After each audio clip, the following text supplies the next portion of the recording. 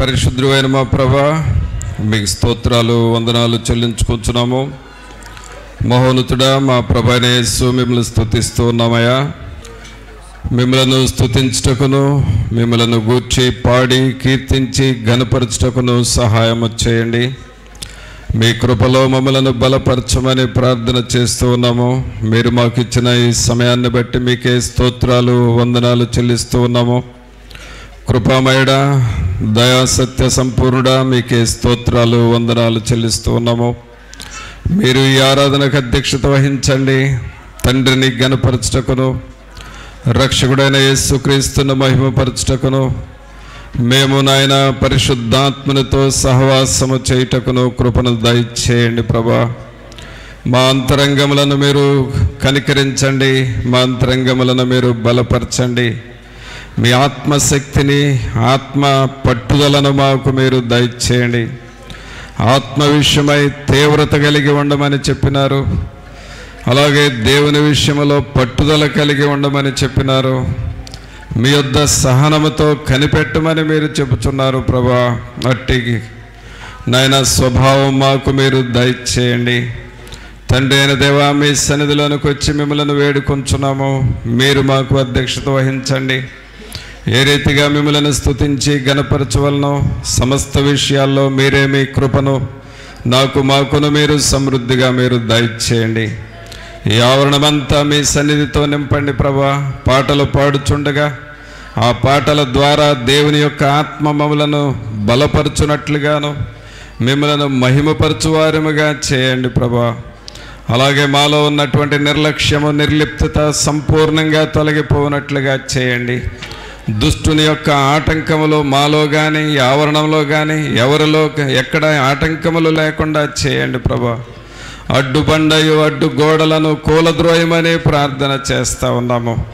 మిమ్మలను ఘనపరచుటకు మాలో ఉన్న అభ్యంతరములన్నిటినీ మీరు తొలగించండి. పరిశుద్ధాత్ముడా, మీరు మా మధ్య కదలండి. మీ కొరకు మేము మార్గమును సరళము చేయువారముగా చేయండి నాయన. మీరు మా మధ్య సంచరించున్నట్లుగా మా పరిసరాలను, మమ్ములను పరిశుద్ధపరచమని ప్రార్థన చేస్తూ ఉన్నాం. రాజులైన యాజక సమూహముగా మమ్మల్ని ఇక్కడ చేర్చి మహిమ ఘనత ప్రభావాలు మీరే ఆరోపించుకొనమని నజరేయుడైన యేసు నామమున అడిగి వేడుకొనుచున్నాము తండ్రి, ఆమేన్. పాటలు పాడుకుందామండి. నీతో నేను నడవాలని, నీతో కలిసి ఉండాలని,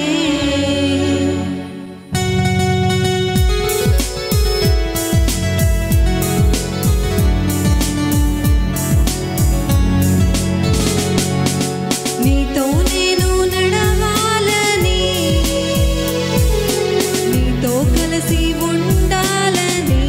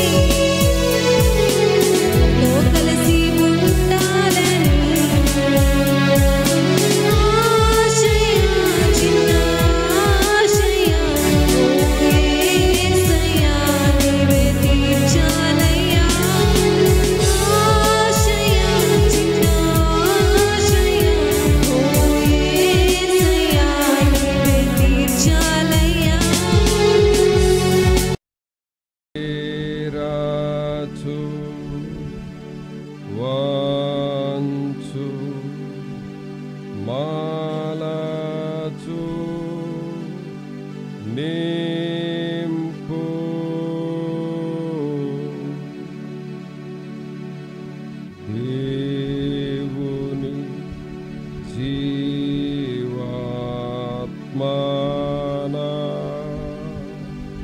మీదికి రాము. పరిశుద్ధుడైన మా ప్రభువా, మహోన్నతుడా, మా ప్రభు అయిన యేసు, మీకు స్తోత్రాలు, మీకు వందనాలు చెల్లిస్తూ ఉన్నాము. మమ్మల్ని ప్రేమించి మీరు ఇచ్చిన ఈ ప్రశస్త సమయాన్ని బట్టి మీకు వందనాలు చెల్లిస్తూ ఉన్నాం ప్రభా. అలాగే ఇప్పటి వరకు మేము పాటలు పాడి మిమ్మల్ని స్తుతించడం చేసిన సహాయమును బట్టి మీకు వందనాలు ప్రభా. మీ వాక్యము దగ్గరకు వస్తూ ఉన్నాము. మీ వాక్యము ద్వారా మాతో మాట్లాడండి. మీ ఆత్మ చేత మమ్మలను సంధించండి. మీ వెలుగులో మమ్మల్ని మేము పరిశీలించుకున్నటకును సహాయం చేయండి. తండ్రి అయిన దేవా, మీకు స్తోత్రాలు, మీకు వందనాలు చెల్లిస్తున్నాము. మమ్మలను అభ్యంతరపరిచే ప్రతి దురాత్మ ప్రభావాన్ని యేసు నామములో బంధిస్తూ ఉన్నాము ప్రభా. మీ శిలువ శక్తిని మాకు దయచేయండి. మీ శిలువ రక్త ప్రోక్షణ మాతో ఉంచండి. మీ వాక్యములో ఉన్న స్వస్థత, దేవుని ఆత్మ మమ్మలను సంధించులాగున చేయండి. ఈ ఆవరణమంతటిలో మీరు ఉండండి. మీ సన్నిధి మాకు తోడుగా ఉంచి మాట్లాడమని మా ప్రభు అయిన యేసు నామమున అడిగి వేడుకుంటున్నాము తండ్రి. ఆమేన్. మంచిది ప్రియులారా, ప్రభు మానవులకు చాలా శ్రేష్టమైన వాటిని ఇవ్వటం జరిగింది. చాలా శ్రేష్టమైనవి. అవి ఏమిటి అనంటే, ఒకటి నివాసమును ఇచ్చినాడు, రెండవది ఆహారాన్ని ఇచ్చాడు, మూడవది దేవునితో ఉండే సహవాసాన్ని ఇచ్చాడు. ఇవి దేవుడు మనకిచ్చిన వరాలు, ఈవులు. తర్వాత మానవుడు బ్రతకటానికి ప్రతినిత్యము ఆహారమును కూడా ఇచ్చాడు. మన డే టు డే లైఫ్లో ప్రతిరోజు మనం ఆలోచన చేసేది ఏంటంటే, మన ఫుడ్డును గూర్చి, మన ఆహారాన్ని గూర్చి ఆలోచన చేస్తాం. తర్వాత దేవుడు మనకిచ్చిన ఆహారం విషయం చూస్తే, మనం తినే ఆహారంలో ఒకటి భూమి మీద దొరుకుతుంది. భూమి మీద దొరికే ఆహారం, అది ధాన్యము, కూరగాయలు, ఫ్రూట్స్, ఇవన్నీ కూడా భూమి మీద దొరికే ఆహారం. రెండో ఆహారాన్ని దేవుడు ఎక్కడ దాచిపెట్టాడంటే, నీళ్ళల్లో దాచిపెట్టాడు. నీళ్ళల్లో దొరికే ఆహారం కూడా తినమన్నాడు. ఏంటండి నీళ్ళల్లో దొరికే ఫుడ్ పేరు?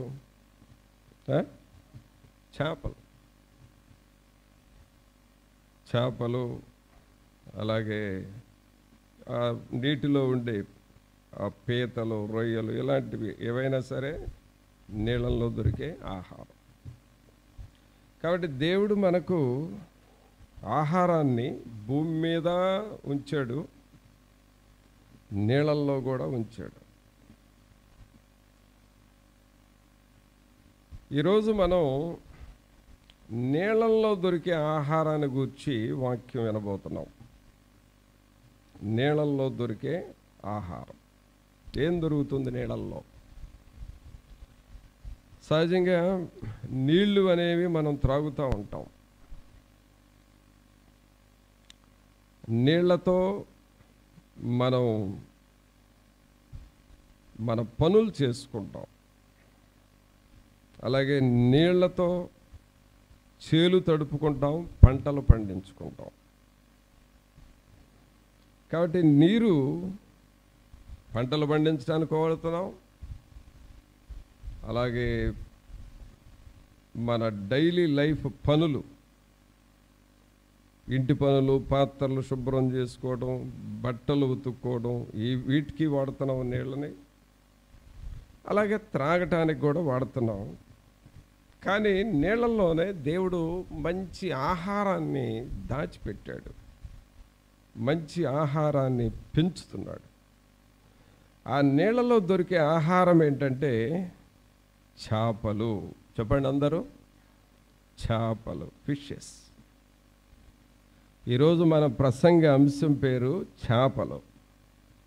కూర వండి పెడతాను, తిందురు కానీ, సరేనా? మన ప్రసంగం అంశం పేరు ఏంటండి? చేపలు. ఏంటి చేపలు? పిల్లరా, వీటిని మనం చూస్తే యేసుక్రీస్తు ప్రభువారు శిష్యులను పిలిచినప్పుడు వాళ్ళని ఎక్కడి నుంచి పిలిచాడంటే చేపలు పట్టే వాళ్ళని పిలిచాడు. వాళ్ళంతా జాలర్లు, లేచిన దగ్గర నుండి చేపలు పట్టుకునేవాళ్ళు వాళ్ళు. అయితే ఆ చేపలు పట్టుకునే వాళ్ళని పిలిచి, మీరు నన్ను వెంబడించండి, నా దగ్గరకు రండి, నేను మిమ్మల్ని మనుషులను పట్టు జాలర్లుగా చేస్తాను అన్నాడు. అంటే అక్కడ ఒక లింక్ ఇస్తున్నాడు. ఏంటి అంటే జాలరి, చేప అని రెండు పదాలు చెబుతున్నాడు. చెప్పాలి దయచేసి మీరు కూడా. జాలరి, చేప. జాలరి అంటే నీళ్ళల్లో వల వేసి చేపలు పట్టేవాడు. చేప అంటే ఒక వ్యక్తికి, ఒక విశ్వాసికి, ఒక శిష్యుడకు గుర్తుగా ఉంటా ఉన్నది.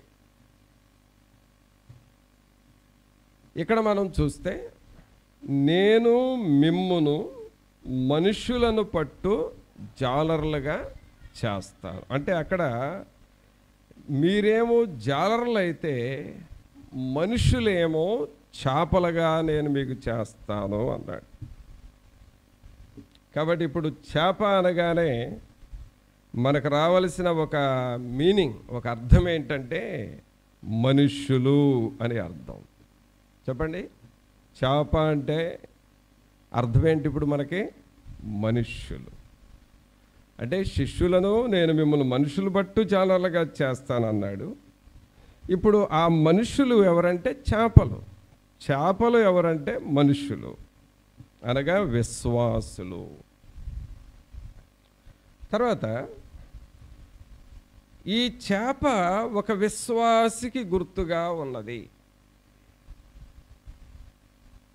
చేప విశ్వాసికి గుర్తుగా ఉంది.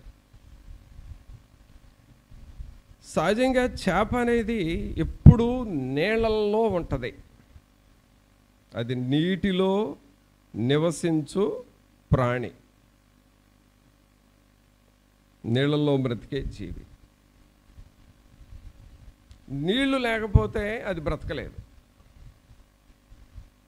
నీళ్ళల్లోనే బ్రతుకుతుంది. తర్వాత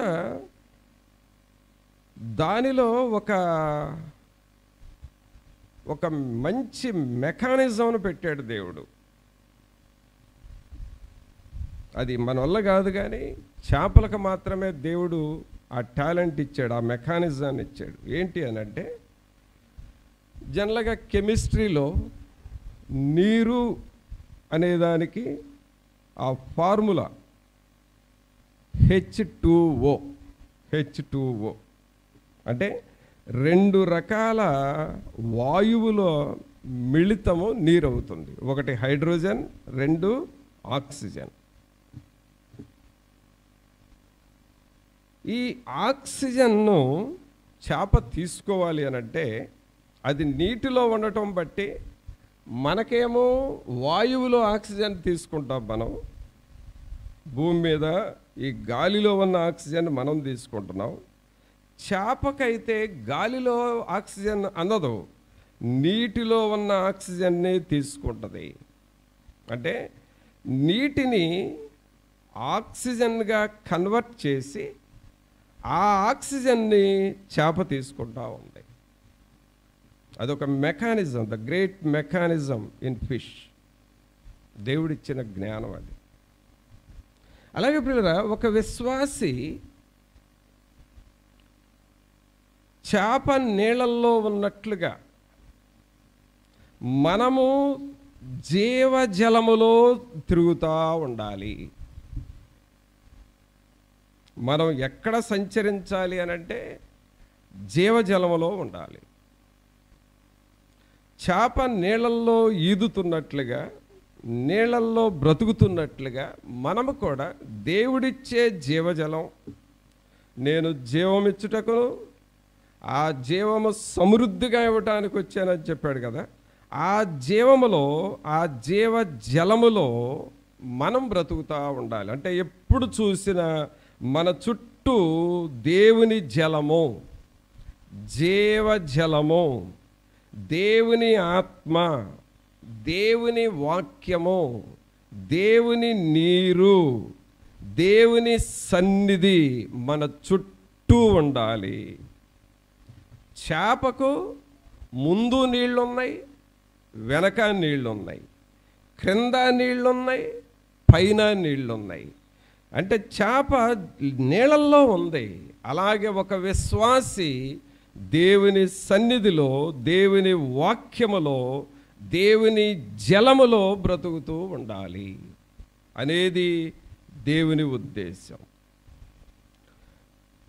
తర్వాత ఈ చేపలో ఒక మెకానిజం చెప్పాను కదా, ఆ H2Oలో, నీటిలో ఆ హైడ్రోజన్ని, ఆక్సిజన్ని విడగొట్టి ఆక్సిజన్ని తన శ్వాస కొరకు ఎలా పీల్చుకుంటుందో, అలాగే మనము కూడా దేవునిలో దేవుని వాక్యమును తీసుకుంటూ ఆ శ్వాస పీల్చుకుంటూ బ్రతుకుతూ ఉండాలి. దీనినే స్పిరిచువల్ రెస్పిరేషన్, ఆత్మ సంబంధమైన శ్వాసక్రియ అంటాము.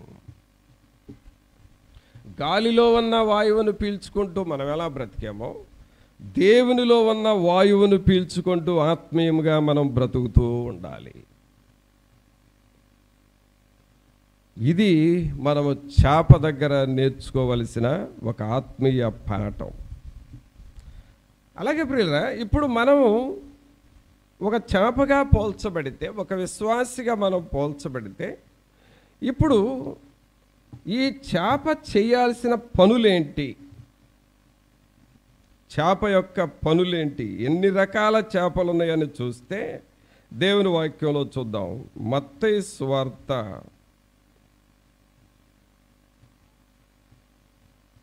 17వ అధ్యాయము.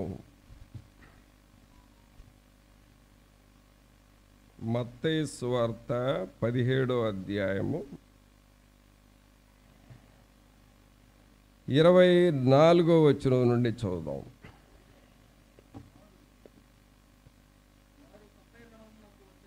వారు కపెర్నహూమునకు వచ్చినప్పుడు, అరషెకెలు అని అందరూ చదవండి, 24 నుండి 27 వరకు అందరం చదువుదాం. వారు కపెర్నహూమునకు వచ్చినప్పుడు అరషెకెలు అను పన్ను వసూలు చేయువారు పేతురు నొద్దకు వచ్చి, మీ బోధకుడు ఈ అరషెకెలు చెల్లింపడా అని అడుగగా, చెల్లించుననెను. అతడు ఇంటిలోనికి వచ్చి మాటలాడక మునిపే యేసు ఆ సంగతి ఎత్తి, సిమోనా, నీకేమి తోచుచున్నది? భూరాజులు సొంకమును పన్నును ఎవరి యొద్ద వసూలు చేయుదురు? కుమారుల యొద్దనా, అన్యుల యొద్దనా అని అడిగాను. అతడు అన్యుల యొద్దనే అని చెప్పగా, యేసు అలాగైతే కుమారులు స్వతంత్రులే, అయినను మనము వారికి అభ్యంతరము కలుగజేయకుండునట్లు నీవు సముద్రమునకు పోయి గాలము వేసి మొదట పైకి వచ్చు చేపను పట్టుకొని దాని నోరు తెరచిన ఎడల 1 షెకెలు దొరుకును. దానిని తీసుకొని నా కొరకును నీ కొరకును వారికిమ్మని అతనితో చెప్పెను. ప్రభునంతులారా, ఇక్కడ విషయం ఏంటి అనంటే, కపెర్నహూము అనే పట్టణంలో ప్రభు సంచరిస్తూ ఉన్నప్పుడు అక్కడ పేతురుని ఆ గవర్నమెంట్ వాళ్ళు అడుగుతున్నారు. జనరల్గా ఈ గవర్నమెంట్ వాళ్ళు ఏం చేస్తారంటే, ప్రతి ఒక్కళ్ళ దగ్గర ట్యాక్స్ వసూలు చేస్తారు. పన్ను కట్టాలి మనం. ఈ పన్ను వచ్చేటప్పటికే ఈ ట్యాక్స్ సంవత్సరానికి ఒక్కసారి ప్రతి ఒక్కరూ ట్యాక్స్ కట్టాలి. అది మున్సిపాలిటీ అయినా, అది కార్పొరేషన్ అయినా మనం ట్యాక్స్ కట్టాలి. తర్వాత ఆ ట్యాక్స్ లాంటిదే మనం కట్టే కరెంటు బిల్లు కూడా. మనం వాడుతున్నాం కాబట్టి వాళ్ళకి కరెంటు బిల్లు కడతా ఉండాలి. అలాగే వాటర్ ట్యాక్స్, ఈ వాటర్ బిల్లు కడతా ఉండాలి. ఇన్కమ్ ట్యాక్స్ కట్టాలి. అంటే మనకు వచ్చే ఆదాయం మీద కొంత పన్నును మనం చెల్లించాలి గవర్నమెంట్కి, మున్సిపాలిటీ వారికి. గవర్నమెంట్కి వాళ్ళు మనకు ఎంత పన్ను కట్టమంటే అంత పన్ను చెల్లించాలి. జనరల్గా ప్రతి సంవత్సరం మరి జనవరి నెలలో ఆ సంవత్సరానికి తగిన హౌస్ ట్యాక్స్, ఇంటి పన్నును కట్టాలి. అలాగే ఈ ఏప్రిల్ నెల వచ్చేటప్పటికే మరి ఫైనాన్స్ ఇయర్ క్లోజింగ్ టైం అది. సో ఆదాయ పన్నును కట్టాలి. ఇలాగూ ఈ పన్నులు చెల్లించడం అనేది అది ప్రభుత్వం వారి యొక్క నిబంధన. వారి చెల్లించాల్సింది వారికి మనం చెల్లించాలి. ఆ టాపిక్ తీసుకొచ్చి ఇక్కడ యేసు ప్రభు యొక్క శిష్యుడు ఉన్న పేతురుతో ఏమంటున్నాడంటే, వాళ్ళు ఏంటి అందరూ పన్ను కడుతున్నారు కదా, మీ బోధకుడు పన్ను కట్టడా అని అడిగారు. మీ బోధకుడు ట్యాక్స్ కట్టడా, ఆ సుంకము పన్నును చెల్లించడా అని అడిగితే పేతురు ఏమన్నాడంటే చెల్లిస్తాడండి అన్నారు. ఈ సంభాషణ ఎక్కడో జరిగింది. పేతురు యేసు ప్రభు దగ్గరకు రాగానే యేసు ప్రభు ఏమన్నాడంటే 25వ వచనంలో చూడండి, సీమోనా నీకేమి తోచుచున్నది? భూరాజులు సుంకమును పన్నును ఎవరి యొద్ద వసూలు చేయుదురు? కుమారుల యొద్దనా అన్యుల యొద్దనా అని అడిగానంటే యేసు ప్రభు తన శిష్యుడైన పేతురుతో ట్యాక్స్ విషయం మాట్లాడుతూ ఉన్నాడు.